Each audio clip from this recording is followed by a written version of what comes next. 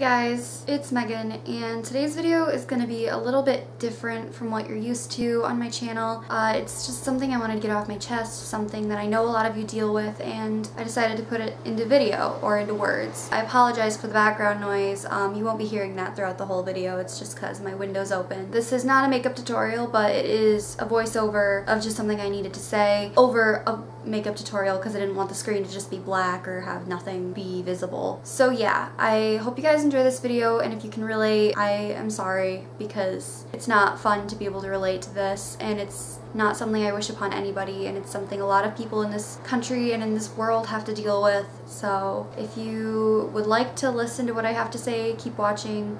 And if you enjoy the video, please subscribe and leave a big thumbs up because it helps me out, and I want to know what you guys think of this and if any of you go through the same thing, because I completely understand what you're going through. This is my biggest obstacle in life. For as long as I can remember, she's always been there. I don't get a break. She's the most annoying presence I can imagine. She never shuts up. It's like she's obsessed with me, but I hate her and I wish she would just move on. It's always been an unhealthy relationship. She always has to critique every move I make, as if she would have done it better. If I can't get an assignment done the way she likes it, it doesn't get turned in. When I was a freshman in high school, I decided I wanted to become a vegetarian, and I stopped eating meat. I really liked eating fish though, so I made that an exception. She wouldn't shut up about it for months. You can't call yourself a vegetarian, you're such a disappointment. I can't believe you want to call yourself a vegetarian. It's just because it sounds better than saying you're a picky eater. She got even more upset when I decided I was going to start eating turkey and chicken again. Might as well eat pork and beef while you're at it, you clearly have commitment issues. Whenever I think about getting married someday, she reminds me of the vegetarian thing, and she doesn't let it go that I couldn't commit to that. She thinks I can't stay in a relationship. She caused me to lose my best friend because she consumed so much of my life that when I talked about her, my best friend saw me as selfish and obsessed with myself. When someone you love calls you the most self-centered bitch they've ever met, it really gets to you. She wouldn't let it go for months. Wow, you even managed to make her hate you. Good job, Megan. She holds on to every time I screw up, and she holds it against me until I'm at my breaking point. She makes me obsess over things I should just be able to let go. She tells me what people think when they see me. Obviously, mind reading isn't possible, but the things she says sound so true. She thinks you're full of yourself because you don't start conversations. Or she thinks you're selfish because you didn't hold the door for her, even though she wasn't even close to it. Eye contact is hard because if I ever make eye contact with someone for even half a second, she screams. He thinks you're staring at him and it's creeping him out. So often I find myself staring at inanimate objects because I know they can't feel insecure.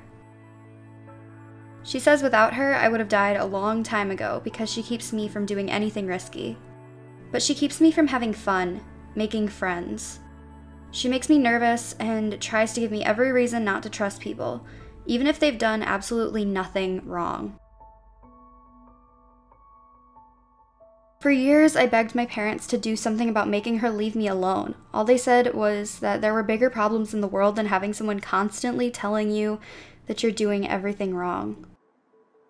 I still kept begging them though, because she caused me to fail a semester of AP World History when I was a sophomore in high school. Nobody seemed to think it was a big deal though, and that made her so happy.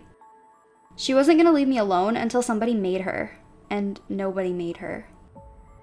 She makes it extremely hard for me to sit here and make personal videos for you, but every time I do it, she becomes less and less of a distraction. Sitting here, I can hear her voice telling me I suck at making good eye contact with the camera when I record videos, so I'm cheating by putting a voiceover on this video, or that I'm stumbling over my words. She tries to convince me that I'm making a fool of myself and that I'm sitting here speaking gibberish and that none of you can make sense of what I'm trying to say. She makes it hard to tell if I have already said something or if I only said it in my head. She's really annoying, and I hate that she does this to me. She's made my life a challenge. I've always had to keep pushing forward in spite of her efforts to keep me from enjoying my life. She has made me so much stronger through all of this, and I appreciate that. She is so very powerful, but the stronger I get from dealing with her makes it so much easier to deal with other people who will never hurt me nearly as much as she does. She's helped me to learn that what other people think doesn't matter. She also helped me to see that other people won't really care when I screw up because they have their own things to worry about. She's made me realize that I want more than anything to be able to help people who have to deal with people like her. She is the reason I'm a psychology major, and by acknowledging her existence, I'm making her weaker. I'm still learning how to ignore her, and eventually she shouldn't be so bad. She may not be a real physical person, but she is very real. She's my anxiety. I've been dealing with her my whole life, and I want to thank her for keeping my life from being boring. Anything easy isn't worth doing, so in a sense I guess she's done a pretty good job at keeping me alive. I know I'm not the only one who has to deal with her, and if you have to listen to her constantly criticizing every single thing you do, I'm so sorry because I know how you feel, and it sucks. If someone you know does this to you, they are toxic and they do not love you the way they may claim to. I'm lucky that she's the only thing doing this to me, but I know there are people who have to deal with her laughing along as the real people in their life are doing the same thing to them.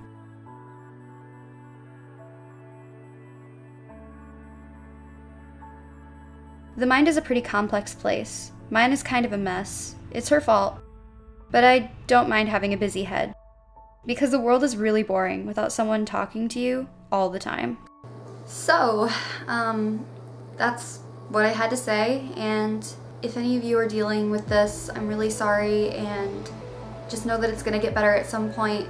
And I understand that a lot of you don't want to have to take medication to make it better, and for the most part, you don't always have to rely on medication. There are tons of ways to make anxiety less of a distraction and less of a struggle, but some people, they can't cope without medication, and there's nothing wrong with having to take a medication to deal with anxiety, because nobody asks for anxiety, nobody asks for depression, and you shouldn't feel bad about having to rely on a medication or a therapist to feel like the best version of yourself.